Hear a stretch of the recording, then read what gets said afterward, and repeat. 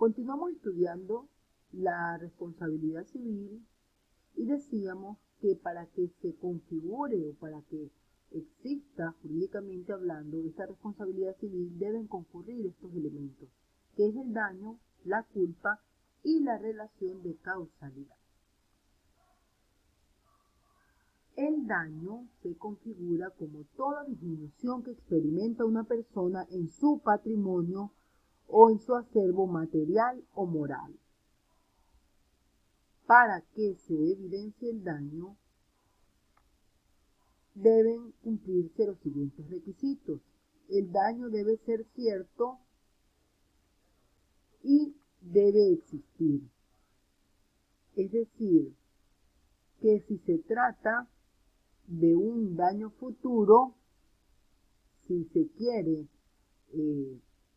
solicitar la responsabilidad civil por un daño que no exista todavía, es decir, que no se pueda determinar porque no se cumple con el primer requisito, que debe ser cierto y que debe existir. Si se trata de un daño futuro, se deben dar los siguientes requisitos. El daño futuro debe ser consecuencia de un daño actual y se debe probar la extensión o cuantía, o sea, en qué consiste ese daño futuro. Los tipos de daño futuro que se pueden generar son el lucro cesante, que se genera cuando el daño que se ocasiona impide que ingresen o sigan ingresando al patrimonio de la víctima un beneficio económico como tal. Un ejemplo de lucro cesante, que es un tipo de daño futuro, es cuando a una persona le chocan el carro y resulta que con ese vehículo él hacía taxi.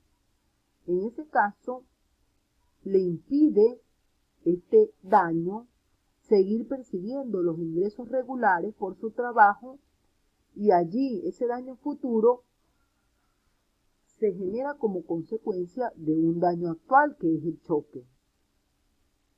Se tendría entonces que verificar, cuantificar en qué consiste monetariamente hablando, cuánto sería ese lucro que está dejando de percibir por ese choque actual. El otro tipo de daño futuro es la pérdida de la oportunidad. Por ejemplo,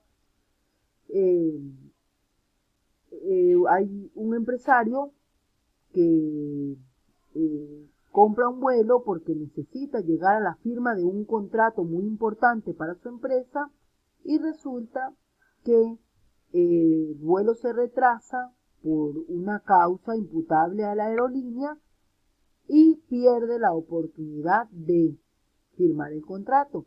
En este caso, se establece la cuantía de ese daño futuro por pérdida de la oportunidad para poder demostrar que efectivamente se ha ocasionado un daño que, como ya dijimos, es toda disminución que experimenta una persona en su patrimonio. Además de que el daño debe ser cierto y debe existir, este debe lesionar un interés legítimo para el deudor, para el acreedor, es decir, para la víctima, quien pide la reparación del daño a través de la responsabilidad civil. Este daño debe ser determinado, es decir, la víctima debe especificar el daño que le han causado. No debe haber sido reparado y debe ser personal, es decir, la víctima es quien puede reclamar la reparación del daño, mas no un tercero. Cuando hablamos de las clases de daño, tenemos la siguiente clasificación. Según su origen, el daño es contractual cuando deriva de un contrato, es contractual cuando no deriva de un contrato, sino de un hecho ajeno, como el hecho ilícito, el enriquecimiento sin causa, la gestión de negocios, el abuso del derecho, el pago de lo indebido, son hechos que pueden ocasionar un daño, pero que no derivan de un contrato. Según la naturaleza del patrimonio, el daño puede ser material o patrimonial, que es el daño que afecta a la parte material del sujeto, la parte tangible, y o puede ser moral o extrapatrimonial cuando afecta la parte emocional, sentimental o afectiva. En ese caso el daño no es reparable de manera total, pero sí puede ser minimizado o mitigado por esta responsabilidad civil. Y también se puede dar el caso del daño a la integridad física, según la naturaleza del patrimonio. Todos estos dan origen a la responsabilidad civil. El daño también puede provenir o puede ser consecuencia directa o no de un incumplimiento culposo. Entonces tenemos el daño directo cuando es consecuencia directa del incumplimiento de una obligación o de una conducta culposa, y el daño es indirecto cuando no es consecuencia directa e inmediata del incumplimiento o una conducta culposa. Acá, este tipo de daño indirecto no es reparable, no es indemnizable en Venezuela. Es decir, para que el daño se verifique, tiene que ser directo, tiene que ser consecuencia directa del incumplimiento de una obligación o de la realización de una conducta culposa, porque de lo contrario no es reparable el daño. Según cómo afecta el patrimonio, puede ser un daño emergente o lucro cesante. Ya hablamos del lucro cesante. Vamos a hablar del daño emergente. El daño emergente es la pérdida derivada del incumplimiento culposo. Es decir, es el daño que daña, es el daño que ocasiona, que surge inmediatamente, automáticamente por el incumplimiento culposo de el agente, en este caso, quien incurre en responsabilidad civil. El lucro cesante es ese no aumento del patrimonio del acreedor, es decir, el patrimonio del acreedor o la víctima deja de aumentar por el daño que le produjeron. Entonces, en ese caso, se debe demostrar la existencia y el origen, la clase de daño que le fue ocasionado a la víctima para que pueda ser reparado o indemnizado. Nos vamos al segundo elemento de la responsabilidad civil, que es la culpa.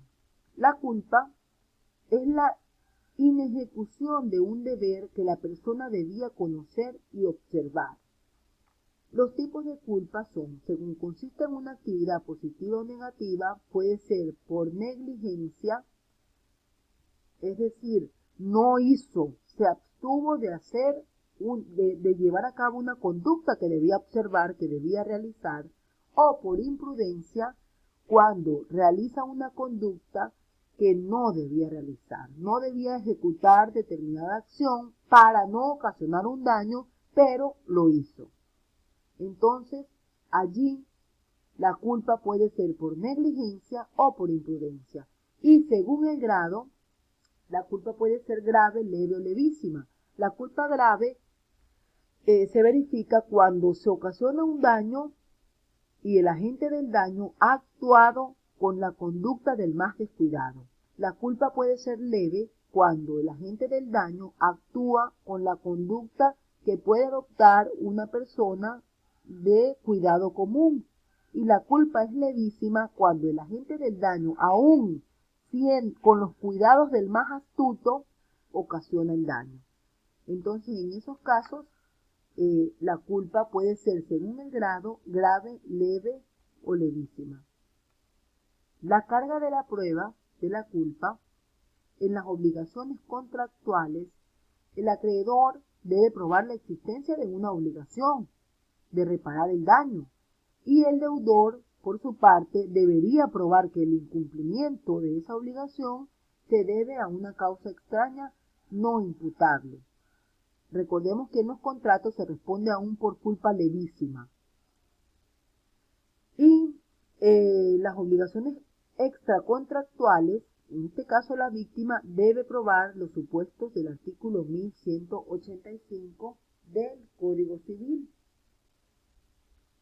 Existen unos sistemas de apreciación de la culpa, que es el sistema de apreciación de la culpa en abstracto, bajo el cual se compara la conducta del deudor con la conducta de un ente abstracto que es el buen pater familias, y permite este sistema graduar la culpa en grave, leve o levísima según esa conducta, si actuó con la conducta del más descuidado, si actuó con la conducta de una persona que tiene el cuidado normal, o si actuó con el más extremo cuidado, con el cuidado del más astuto, y aún así ha ocasionado un daño. Tenemos además el sistema de apreciación de la culpa en concreto, y se compara la conducta del deudor con su propia forma de actuar de manera habitual. Y si es, o sea, en este caso, si la forma de actuar en la realización de la conducta que ocasionó el daño es menor a la que habitualmente él desarrolla, pues se consideraba que incurría en culpa. Este sistema ya no se aplica, ha sido abandonado, y tenemos la presunción de incumplimiento culposo como sistema de apreciación de la culpa, que se presume, bajo el cual se presume que el incumplimiento es culposo si no prueba la existencia de una causa extraña no imputable. Entonces, concretamente tenemos el sistema de apreciación de la culpa en abstracto, que se valora la actuación del agente del daño con la conducta de un buen pater familias, y aquí nos podemos graduar la culpa en grave, leve o levísima, o tenemos la presunción de incumplimiento culposo, que se presume que el incumplimiento es culposo a menos que el agente del daño pruebe la existencia de una causa extraña no imputable, y allí se debe verificar los elementos y los requisitos de esa causa extraña no imputable y cuál de sus tipos es. Y tenemos, para finalizar, la relación de causalidad. La relación de causalidad es la relación de causa y efecto entre el incumplimiento culposo y los daños y perjuicios causados.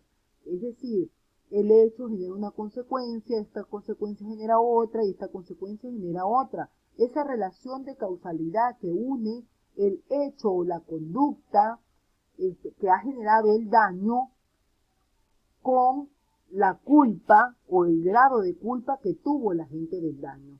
Entonces, recordemos que son estos tres los elementos de la responsabilidad civil: el daño, la culpa y esta relación de causalidad, que es esa consecuencia, esa relación que tiene el daño, es decir, la conducta que realizó, si fue culposa, si fue con imprudencia, si fue con negligencia, si fue con dolo, con el daño ocasionado, que es esa disminución o perjuicio causado a la víctima en su patrimonio o acervo material o moral.